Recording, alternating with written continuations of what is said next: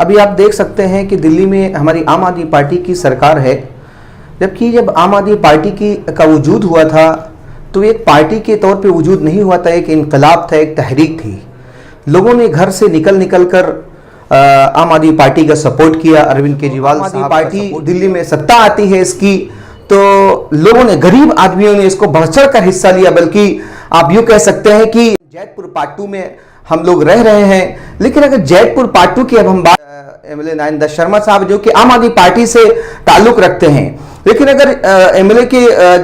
जो वक्त है तकरीबन 3 साल गुजर चुका है। 3 साल के अंदर हमारे एमएलए नरेंद्र शर्मा साहब ने इस एरिया की एक रोड न कोई रिपेयर कराई है न कोई बनवाई है, जबकि उनके पास हम कई मरतबा हम गए भी, यहाँ के लोगों को लेकर, यहाँ के जो बुजुर्ग लोग हैं उनको लेकर हमने बात भी की कि यहाँ के लिए आपने क्या किया। ना यहाँ पे कोई मोहल्ला क्लिनिक है, ना कोई ऐसा पार्क है कि मॉर्निंग वॉक कर सके यहाँ के बुजुर्ग लोग, ना ही कोई ऐसा स्कूल है एमसीडी का या फिर दिल्ली गवर्नमेंट की तरफ से जिसमें गरीब बच्चे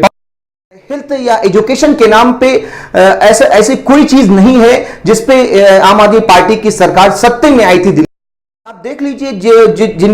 जो आम आदमी पार्टी के जिनके अंदर सलाहियत थी, एबिलिटी थी, अरविंद केजरीवाल साहब उनको बर्दाश्त नहीं कर पाए। उनको उन्होंने अगर कोई ऐसा कोई स्टेप लिया, उनके दूसरे सिपाहियों ने जिनके अंदर सलाहियत थी, अरविंद केजरीवाल साहब ने उनको बाहर कर दिया। तो आखिर इससे यही पता चलता है कि आम आदमी पार्टी में डिक्टेटरशिप है। अरविंद केजरीवाल साहब सिर्फ अपनी चलाना चाह रहे हैं और किसी अपने